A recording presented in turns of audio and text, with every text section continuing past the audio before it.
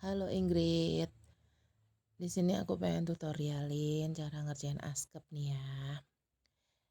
Nih, ini kan asuhan kebidanan nih ya nih, yang ini nih.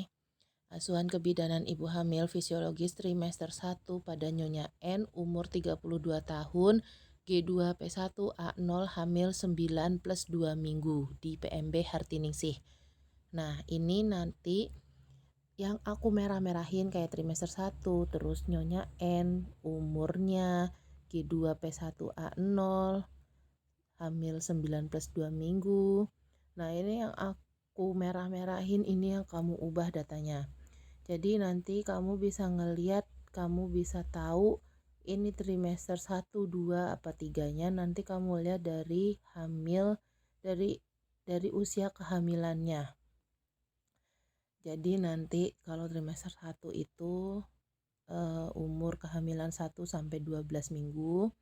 Trimester 2 itu 13 sampai berapa gitu. Kalau nggak salah sih 26 minggu. Nah, terus trimester 3 itu nanti dari 26 sampai 40 minggu. Nah, nanti kamu bisa ngisi ini trimester 1 apa trimester 2, kamu ngeliat dari usia kehamilan. Terus abis itu nanti kamu ngelihat G2P1A0, nanti itu ada catatannya yang aku kasih sesuai dengan kasusnya.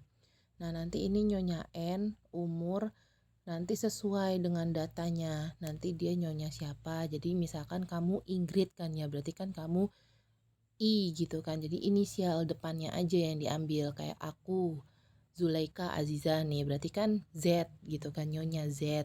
Kalau enggak Nyonya A gitu kan. Nah, nanti umurnya sesuai dengan pasiennya. Begitu.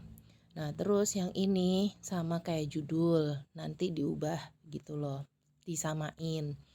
Nah, tanggal pengkajian ini nanti nggak usah diisi, biar aku aja yang ngisi nggak apa-apa yang tanggal pengkajian. Tapi ya aku kasih tahu sekalian. Jadi gini, pengkajian, misalkan kamu mengkaji, maksudnya tuh kamu dapat kasus itu misalkan tanggal 15 April ya. Kayak gini, 15 April 2021. Kalau jam mah terserah mau ngisi jam berapa aja sasae. Nah, terus ini identitas pasien. Identitas pasien itu diisi. Ini nanti nomor register aku aja yang ngisi, nggak apa-apa. Nih, ini Nyonya N, umurnya berapa. Untuk pendidikan sama pekerjaan itu terserah mau apa. Ntar aku aja yang ngisi nggak apa-apa. Tapi nanti data yang aku kasih sih udah ada sebenarnya. Pendidikan sama pekerjaan nggak ada, pendidikan doang deng di datanya itu. Nah, terus nanti ini alamatnya mana, nanti aku aja itu yang ngisi, nggak apa-apa. Kamu nggak usah ngisi, nggak apa-apa nanti. Nah, terus ini nanti misalkan nama bapaknya Kusumo gitu kan, Tuan Kusumo, berarti kan Tuan K gitu, Tuan K doang gitu kan. Terus abis itu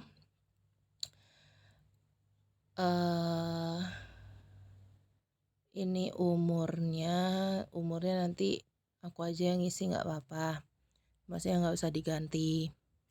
Terus nanti pendidikannya terserah, pendidikan sama pekerjaan sama kayak tadi yang kayak gini terserah. Terus alamat juga terserah mau diisi apa.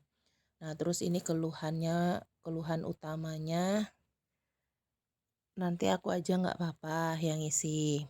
Terus abis itu ini nanti untuk menarsenya aku aja yang ngisi, nggak apa-apa. Nah, terus ini kamu riwayat kehamilan sekarang G ke berapa kayak tadi nih. Ini kan G kedua.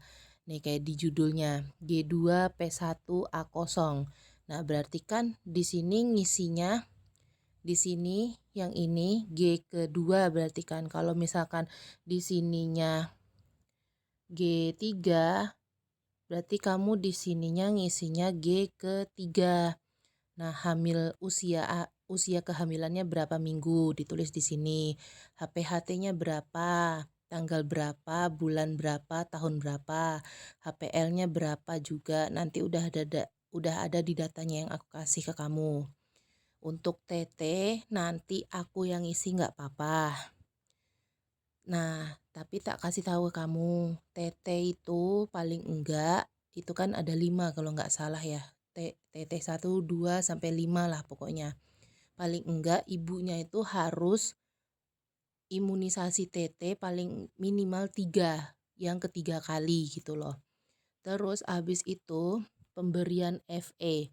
Kalau misalkan baru ANC 1 kali, ANC itu pemeriksaan kehamilan sama aja kayak gitu.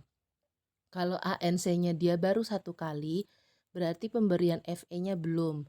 Tapi misalkan dia ANC-nya udah 9 kali. Pokoknya 1 kali ANC itu 15 15 15 FE gitu loh. Tapi karena dia di sini baru 1 kali, nggak usah ditulis gitu, nggak apa-apa. Nah, untuk riwayat kehamilan, persalinan, dan nifas yang lalu, yang ini poin C, ini dilihat dia kayak gini. Ini kan G2P1A0. Ini G itu kehamilan yang keberapa? P, jumlah anak yang hidup. A itu dia sudah pernah keguguran, kayak dikuret apa belum gitu loh. Nah, karena di sini kasus yang buat contoh aku ini anaknya ini hamil anak yang kedua. Nah, jadi kan dia kan udah pernah tahu lahiran kan sebelumnya. Nah, jadi ditulis di sini.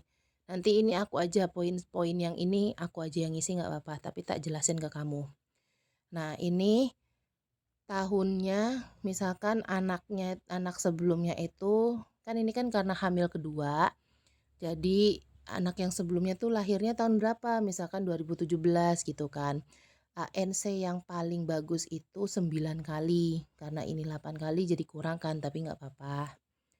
Gitu. Terus habis itu masalahnya ada enggak dalam kehamilannya? Nggak ada, berarti tulis tidak ada. Nah, dalam sampai pokoknya tuh pas dia mulus-mulus itu pas berapa minggu? Di sini kan 39 minggu nih dataku. Tulis 39 minggu. Terus abis itu jenis itunya persalinannya apa? Spontan kah? Atau sesar kah? Atau apa gitu. Tapi biasanya kalau bidan-bidan itu nanganinnya spontan terus jenis lahirannya. Terus habis itu penolongnya siapa? Bidan apa dokter? Terus habis itu jenis kelaminnya apa? Anak yang sebelumnya tulislah perempuan. Terus habis itu beratnya berapa? 3 gram gitu kan. Ada penyulit atau tidak dalam persalinan? Tidak ada. IMD apa enggak? Inisiasi menyusui dini apa enggak saat habis persalinan itu? Berarti kalau iya, kalau enggak gitu. Nah, terus saat nifas ada penyulit atau tidak? Kalau misalkan ada penyulit ya ditulis kenapa penyulitnya. Tapi karena kalau nggak ada, nggak usah. Tapi biasanya kalau untuk di askep itu semua harus yang normal-normal aja gitu loh. Tapi tergantung nanti askepnya yang diminta sama dosen yang fisiologis apa patologis. Kalau patologis kamu benar-benar harus nyari yang di luar di luar batas normal lah intinya gitu. Nah, terus habis ini nifas gitu kan. Pas bagian nifas ini ASI eksklusif apa enggak? Iya gitu kan. Nah, terus habis itu keterangannya hidup, terus sehat. Nah, terus dari tahun dia lahir sampai tahun sekarang berarti kan dia anaknya udah hidup 3 tahun kan. Gitu. Terus habis itu riwayat perkawinan. Nah, ini ibunya sudah menikah berapa lama? Ya kamu hitung aja kalau misalkan anaknya lahir 2017 kan berarti dikurangin setahun anak lahiran kan berarti kan 2016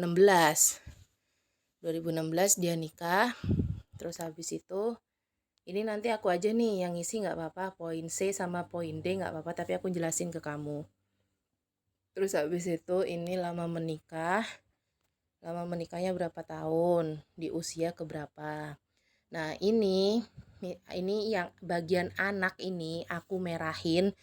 Itu kenapa aku merahin? Jadi gini, kalau misalkan dia ini kan data aku kan ini hamil kedua. Kalau misalkan hamil pertama yang tulisan anak ini nggak usah diikutin karena dia kan di rumah tinggal sama dengan suami aja karena belum punya anak kan. Tapi kecuali kalau dia udah hamil kedua, ketiga, keempat dan seterusnya, ya berarti tulis anak gitu kan. Terus habis itu untuk riwayat KB nanti aku juga aja yang ngisi nggak apa-apa. Nah, ini kan anaknya kan lahir 2017. Nah, nanti kamu ngarang-ngarang aja. Kayak gini, 2017, terus dia langsung KB apa? KB itu kan ada KB implan, terus KB IUD, KB suntik gitu kan. Terus sama KB Mandiri itu nanggal sendiri gitu loh. Terus habis itu ada KB apa itu? KB pil. Terus habis itu nih dilihat dia di sini kamu terserah besok kalau kamu mau ngisi askep kamu terserah nggak usah ditanya detail besok nggak usah nggak apa-apa. Ntar kamu ngarang aja sendiri di sininya. Ini aku juga ngarang kok buat ininya. Ini 2017 kontrasepsinya apa implan lama pemakaian kalau implan kan 3 tahun kalau IUD itu kan paling lama itu 8 tahunan lah ya kalau nggak salah tuh.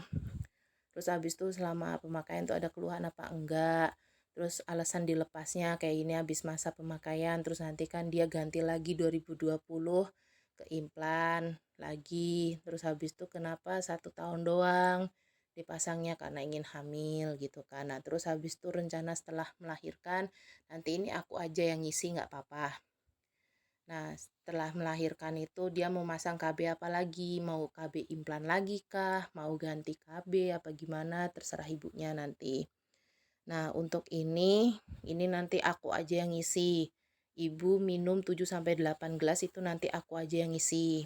Terus habis itu ibu hanya makan yang ini pokoknya ini nanti aku aja yang ngisi lah. Udah, terus ke bawah. Penghasilan suami dilihat dari pekerjaannya. Kayak tadi yang di atas yang di identitas itu dilihat dari situ. Dan terus habis ini penghasilan ibu, penghasilan istrinya dilihat juga dari pekerjaan. Kalau misalkan istrinya itu IRT, ibu rumah tangga, itu nggak usah ditulis penghasilannya, cukup penghasilan suami aja gitu loh. Tapi nanti itu aku aja yang ngisi nggak apa-apa. Terus habis itu pemeriksaan umum. Nih di sini nanti aku juga udah ada itu apa namanya datanya. Di data yang aku kasih nanti ke kamu tuh udah ada gitu loh. Terus terus habis itu pemeriksaan fisik. Di sini nih pemeriksaan fisik ya. Di sini ada keadaan umum baik kesadaran kompos mentis. Nah, di sini nanti data yang aku kasih udah ada. Jadi nanti terserah kamu mau ngisi apa enggak ya. Kalau lebih baik sih diisiin gitu. Terus nanti gini, ini data apa BP sebelumnya dia berapa? Di sini kan 49. Terus habis itu setelah hamil BB-nya berapa gitu kan? 50 gitu. Terus habis itu TB. TB itunya berapa? Nanti udah ada di datanya yang aku kasih. Lila itu linga apa? Lingkar lengan itu nanti berapa di datanya yang aku kasih udah ada juga. Pokoknya ini sepaket nih udah ada semua lah yang aku kasih dari TD. Nah, untuk nadi sama suhu dan RR itu pernafasan. Itu nanti aku aja yang ngisi nggak apa-apa. Jadi tetap dimerahin aja nanti. Terus kan karena kalau nadi itu kan paling ini 80. Paling mentok gitu loh. Kadang aku ngisinya paling mentok paling tinggi tuh 80 kali per menit gitu. Untuk suhu itu paling tinggi aku ngisinya 36,8 kayak gini. Terus habis itu untuk nafas ini RR ini paling paling tinggi aku ngisinya itu pokoknya aku selang-seling aja sih. Aku isi paling enggak kalau enggak 18 20 kali per menit gitu. Terus habis itu ini untuk Leopold. Leopold itu dilihat dari dia trimester berapa dan dilihat dari salah maaf. Leopold itu dilihat dari usia kehamilan. Kalau misalkan dia masih 1 sampai kira-kira kira-kira berapa ya? Aku juga nggak hafal sih itu nanti. Susah sih untuk nentuin Leopold itu. Udah itu nanti itu aku aja yang ngisi. Nah, itu untuk untuk Leopold itu aku mau jelasin kamu juga bingung ya. Aku juga masih kurang paham juga masalahnya. Nah, terus lanjut aja ya ke TFU. TFU itu tinggi fundus uteri. Kita bisa ngeliat TFU, pokoknya tuh kita patokannya ke Leopold 1. Jadi kalau misalkan eh pokoknya dilihatnya dari TFU-nya dari Leopold aja gitu loh. Terus habis itu TBJ, taksiran berat janin. Taksiran berat janin bisa dilihat dari TFU. TFU-nya berapa? Nanti ada rumusnya kok. Itu nanti aku aja yang ngisi nggak apa-apa. Untuk golongan darah diacak aja. Pokoknya kalau data yang satu udah A, nanti B. Golongan darah itu kan kalau nggak A, B, terus habis itu AB gitu kan ya. Pokoknya itulah. Terus O gitu kan. Nah, terus di sini dianalisa Nyonya S usia berapa, G berapa, P berapa, A berapa gitu loh. Misalkan kayak tadi aku bilang Zulaika Azizah, kalau enggak Nyonya Z, Nyonya A gitu kan.